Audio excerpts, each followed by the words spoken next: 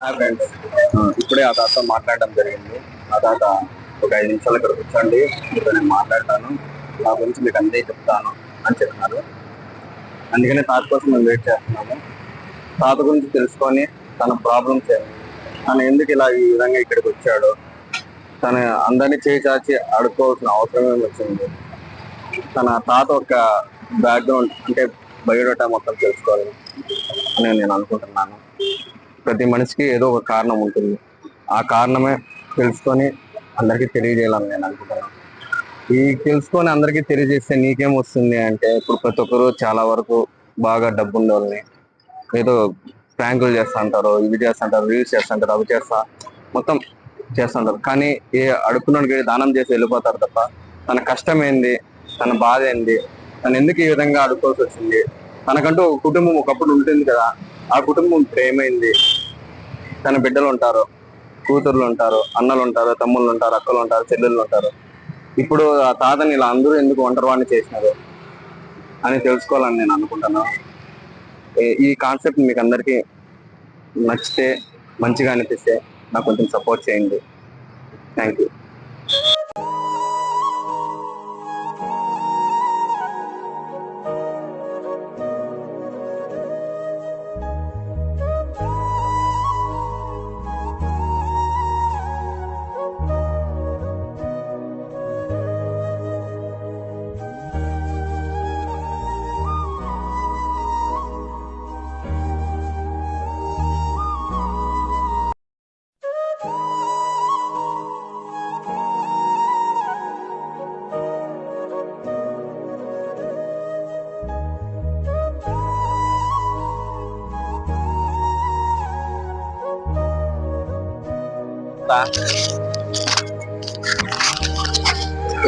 ఏం పేరు నీ పేరు? రాముడు. రాముడా?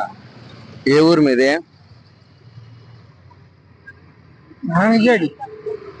అవునా? ఇక్కడ హైదరాబాద్కి వచ్చి ఎన్ని రోజులు అవుతుంది నువ్వు?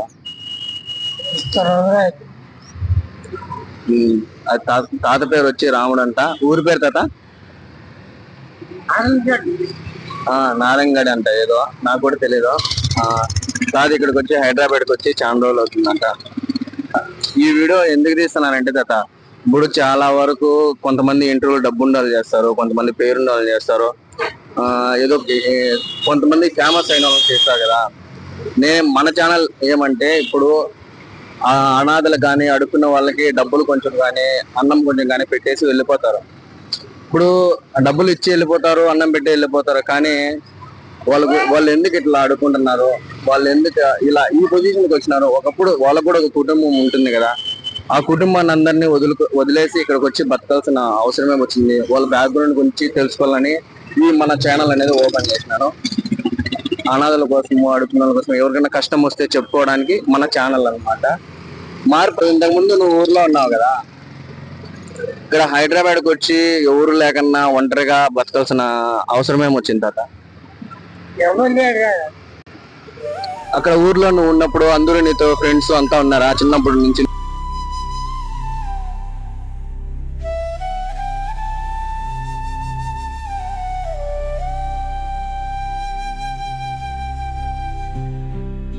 ఫ్రెండ్స్ అంతా ఉన్నారు, కానీ అందరినీ ఫ్రెండ్స్ ని చిన్నమ్మ, పెద్దమ్మ, అమ్మ, నాన్న ఒకప్పుడు నీకు అందరూ ఉంటారు కదా. అన్నదమ్ముళ్ళు ఎవరు ఉన్నారా నీకు?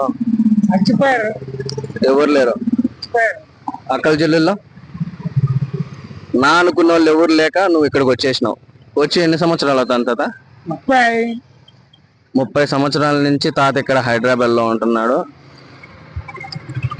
ఇక్కడ మీ ఊరోళ్ళు కానీ ఎవరన్నా సరే నీకు కనపడడం జరిగిందా?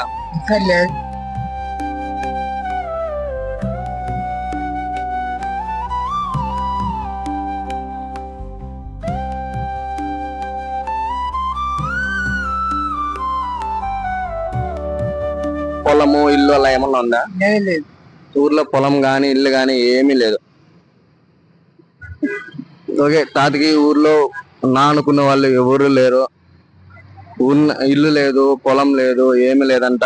ఏమి లేక హైదరాబాద్కి వచ్చి ఇలా ఒంటరిగా బతుకుతున్నా. మీ నాన్న వాళ్ళ చెల్లెళ్ళు గాని వాళ్ళ బంధువులు గాని ఏమన్నా ఉన్నారా తాత? బంధువులు ఎవరు లేరా? ఊరు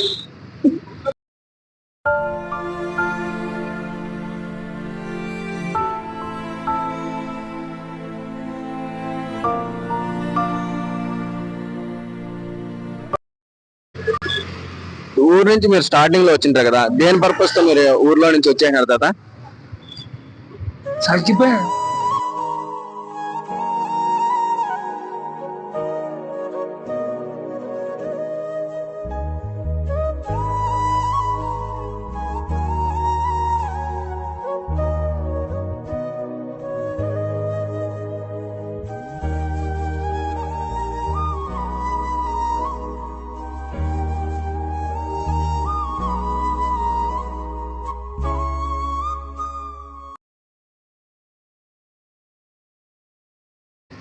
ఇద్దరు కొడుకులు.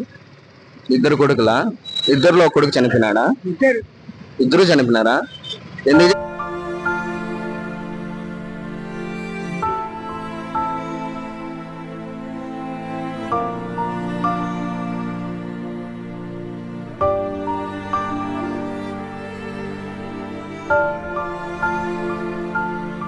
అంటే వాళ్ళకి హెల్త్ బాగాలేక చనిపోయినారా, లేకపోతే ఏమన్నా జరిగి చనిపోయినారా? ఏ జ్వరం వచ్చి కాదు. ఇద్దరు కొడుకులకి వయసు ఎంత ఉంటుంది తాత అప్పుడు? ఇద్దరికి పెళ్లి అయిందా తాత? ఒకరికి పెళ్లి అయింది, ఇంకొకరికి పెళ్లి కాలేదా?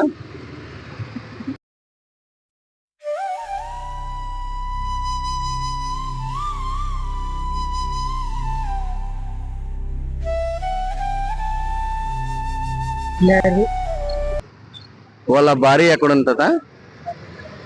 వాళ్ళ అమ్మగారింటికి వెళ్ళిపోయిందా? ఇంకో అన్నకి పెళ్లి కాలేదా? ఆ అన్న కూడా చనిపోయినాడా?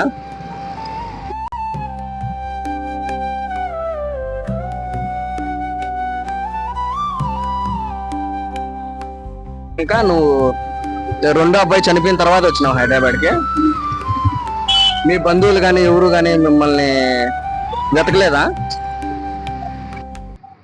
ఇప్పుడు మీరు ఒకప్పుడు ఉన్నారు చూసినావా, ఆ ఇల్లు మీకు అద్దిల్లా లేకపోతే సొంత ఇల్లా తాత? ఊర్లో ఉండింది కదా మీ కొడుకులు, అప్పుడు మీ కొడుకులు బతుకున్నప్పుడు మీరు ఉండింటారు కదా ఊర్లో, ఆ ఇల్లు మీ సొంత ఇల్లా బాడిగిల్లా తాత? సొంత ఇల్లు. సొంత ఇల్లు. ఇప్పుడు ఆ ఇల్లు ఉందా, ఎవరికన్నా అమ్మేసినావా తాత? అమ్మేసినావా? అమ్మేసి ఆ డబ్బులు ఏం చేసినావు తాత? అమ్మేసి ఖర్చు పెట్టేశారా? ఇప్పుడైతే సొంత ఊర్లో ఇల్లు గాని పొలం ఏమన్నా ఉందా తాత? ఏంది?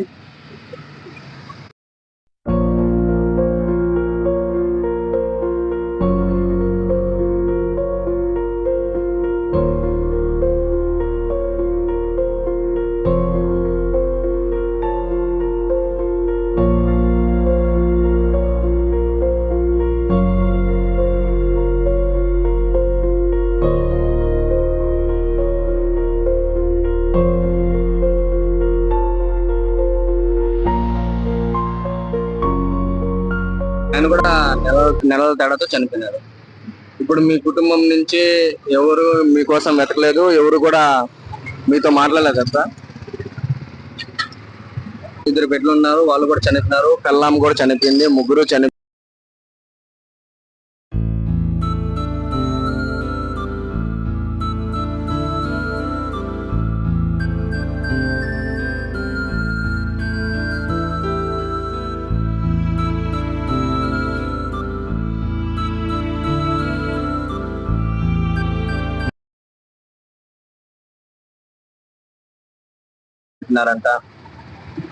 అందరూ చనిపోయినారంట.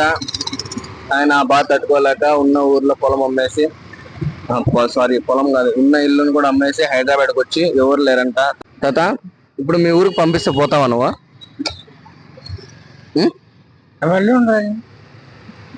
ఒకప్పుడు నీతో పాటు చిన్నప్పుడు తిరిగిన ఫ్రెండ్స్ ఉంటారు, ఇంటి పక్కన వాళ్ళు ఉంటారు, చిన్నమ్మ ఉంటారు, పెదనాన్న ఉంటాడు, చిన్నాన్న ఉంటారు కదా, వాళ్ళతో పోయి మాట్లాడి ఉండొచ్చు కదా. ఇక్కడ నువ్వు ఒకనివే ఉండి నిన్ను నా అనుకున్న వాళ్ళు ఎవరు మాట్లాడించుకున్నావు అంటే బాధ అనేది చాలా ఉంటుంది కదా. అక్కడైతే మనం ఉంటమో పొస్తుంటమో సొంతూరు అనేది ఒకటి ఉంటే ఆ ఊర్లో ఉండొచ్చు కదా.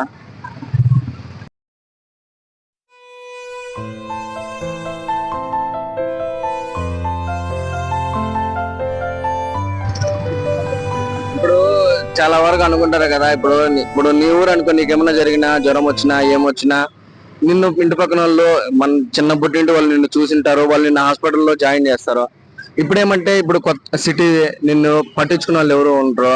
ఎవరో వాళ్ళ దగ్గర డబ్బు ఉంటే ఎంత అంత రూపాయి, 2 రూపాయలు, 5 రూపాయలు, 10 రూపాయలు వాళ్ళ దగ్గర ఉన్న డబ్బులు కొంచెం దానం చేసి వాళ్ళ పనికి వాళ్ళు వెళ్ళిపోతారు కదా. మీకు జ్వరం వచ్చినప్పుడు, బాధ వచ్చినప్పుడు మీకు ఏమనిపిస్తుంది కదా? ఏమన్నా జ్వరం వచ్చినప్పుడు నా అనుకున్న వాళ్ళు ఎవరు నాకు లేరే అనిపిస్తుందా?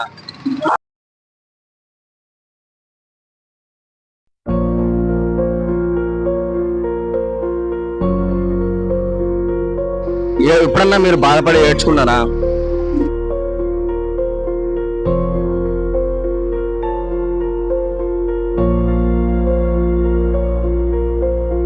ఊరికి వెళ్ళి ఉండొచ్చు కదా అందరితో కలిసి. ఏరే వల్ల మీరు రానిరా, లేకపోతే నువ్వు పోలేవా? నువ్వు పోలేవా? ఊర్లో రానిస్తారా నిన్ను? సరే, ఇప్పుడు మీ ఊర్లో నిన్ను వదిలేసి వస్తే నువ్వు అక్కడే ఉంటావా? నీకు బట్టలు తెచ్చిచ్చి, మీకు ముందు సొంత ఇల్లు ఉంటుంది కదా, పక్కన ప్లేస్ ఉంటుంది కదా, అక్కడ ఇల్లు కట్టిస్తే నువ్వు ఉంటావు అక్కడ? ఎవరు లేరు. బంధువులు గాని ఎవరు గాని మీతో మాట్లాడాలని, మిమ్మల్ని ట్రై చేయాలని, మిమ్మల్ని వెతకాలని ఎవరు లేరు. ఇప్పుడు ఎవరు లేక మీరు ఇక్కడ హైదరాబాద్కి వచ్చి, అతకైతే నా అనుకున్న వాళ్ళు ఎవరు లేరంట, అందుకనే హైదరాబాద్కి వచ్చిన అంట. తనకు జ్వరం వచ్చినా, కష్టం వచ్చినా, చలి వేసినా, ఏమొచ్చినా తాత ఒకడే ఉంటాడు. ఆయన కష్టం అయిందే, ఆయన బాధ అయిందే. కొడుకు చనిపోయాడంట, ఉన్న ఇంకో కొడుకు, మొత్తం తాతకి 2 కొడుకులు అంట. 2 కొడుకులు, భార్య మొత్తం చనిపోయారంట. మొదటి కొడుకేమో పెళ్లి అయిందంట, ఆమె కూడా సరే మొగుడు చనిపోయిన తర్వాత పుట్టింటికి వెళ్ళిపోయిందంట.